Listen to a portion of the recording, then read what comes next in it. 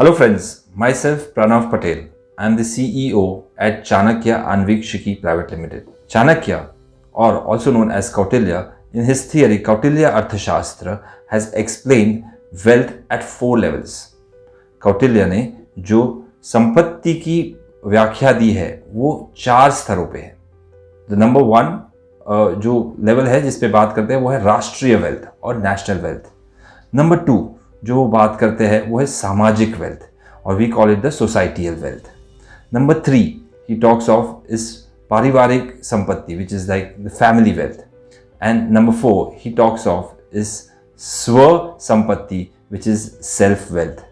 These are 4 levels which the king or the leader, जो राजा है, he has to make sure that from sampatti we have samriddhi, which means from wealth to prosperity. All the wealth which is there in the society, in the country, at individual levels, in families, needs to grow. It needs to grow so that there is prosperity. In a similar manner, during the Union Budget 2022-23, the finance minister laid down certain directions which help us to grow as a country from being sampattivan to being samruddhivan. This is where the word vikas or development comes into picture, which means if we are going from sampatti to samriddhi, अगर हमको संपत्ति से समृद्धि पहुंचना है तो हमें विकास की ज़रूरत है. विकास का रास्ता अपनाया जाता है.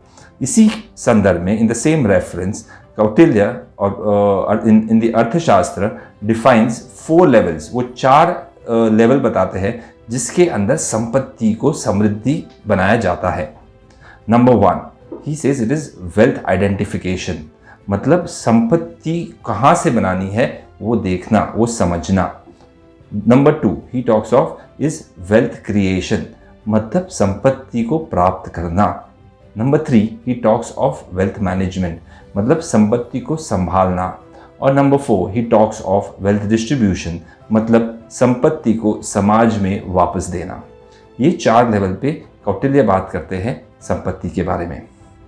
अपना जो यूनियन बजट है वो यूनियन बजट में जो मेजर 4 चीज़ें जिन पर ध्यान दिया गया है, इन जो हमने 4 लेवल की बात की, इसके अंदर अगर देखा जाए तो जो राष्ट्रीय संपत्ति है, जो नेशनल वेल्थ है, इसको बढ़ाने के लिए, इसके अंदर विकास लाने के लिए, समृद्धि पाने के लिए जो हमारे प्रधानमंत्री ने हमें एक रास्ता दिखाया है वो है थ्रू पीएम गति शक्ति योजना.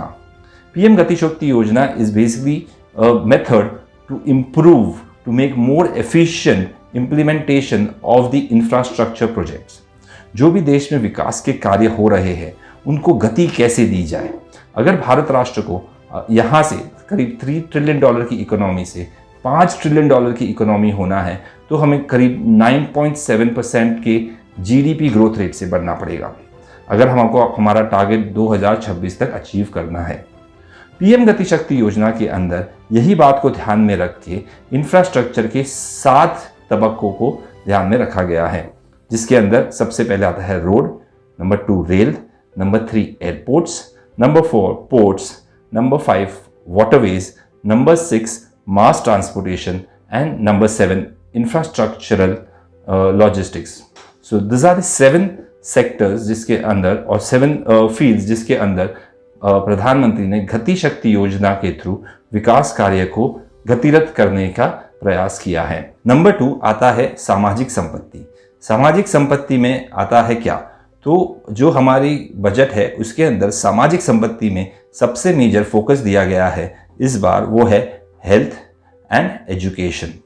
इसके अलावा स्किल डेवलपमेंट, एमएसएमई, एग्रीकल्चर, ये सब जो सामाजिक संपत्ति को बढ़ाने के लिए, सामाजिक समृद्धि लाने के लिए विकास कार्य है, वो ये सब क्षेत्र में ध्यान दिया गया है. नंबर 3 जो हम देखते हैं वो है पारिवारिक वेल्थ. परिवार की संपत्ति कैसे बढ़े. सबसे ज़्यादा प्रॉब्लम पारिवारिक संपत्ति को जो आता है वो आता है महंगाई का. Inflation is one of the major concerns at family wealth level. इसीलिए इस बजट में बहुत ध्यान से ये देखा गया है कि जो महंगाई की दर है, जो इन्फ्लेशन है, वो कम से कम बढ़े.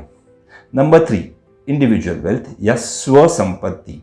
स्व संपत्ति, इनफैक्ट कौटिल्य अर्थशास्त्र में ये कहा गया है कि राजा एक वेतनभोगी सेवक होता है प्रजा का। इसी तरह जो राजा है जिसको भी वेतन मिलता है, उसी तरह हर किसी व्यक्ति को देश में वेतन मिलना चाहिए। इसीलिए जो गवर्नमेंट की जो फोकस है, जो उनका बजट के थ्रू ध्यान है, वो बेसिकली गया है जॉब क्रिएशंस के ऊपर। कैसे नई जॉब्स क्रिएट किए जाए, कैसे नए एवेन्यूज़ क्रिएट जाए, कैसे एंटरप्रेन्योरशिप के लिए नए एवेन्यूज़ क्रिएट किए जाए, कैसे स्टार्टअप इंडिया, कैसे नए विचारों को ध्यान दिया जाए, कैसे उनको बढ़ावा दिया जाए, उसके ऊपर फोकस किया गया है। तो this are few things, this are few points जिसको हम डिस्कस करेंगे हमारे आने हुए प्रोग्राम में। हमारे जो आता हुआ प्रोग्राम है वो है art of getting rich. Kautilya द्वारा सिखाए गए प्रिंसिपल्स को हम बातें करेंगे, हम उसके बारे में सोचेंगे, हम उसके ऊपर विचार विमर्श करेंगे, देखेंगे कि क्या हम इन प्रिंसिपल्स का, इन सूत्रों का आज के दिन में, आज के ज़माने में किस तरह उपयोग कर सकते हैं। ये प्रोग्राम है जो हम करने वाले हैं 23, 24 एंड 25, 3 डेज इन फरवरी। हमारा टाइम रहेगा शाम को 7:30 से 9 बजे। सो अगर आप इंटरेस्टेड हैं तो प्लीज़ दिए गए फ़ोन नंबर या लिंक पे क्लिक कीजिए, कॉल कीजिए और हमसे संपर्क कीजिए, हम आपका एनरोलमेंट कर देंगे।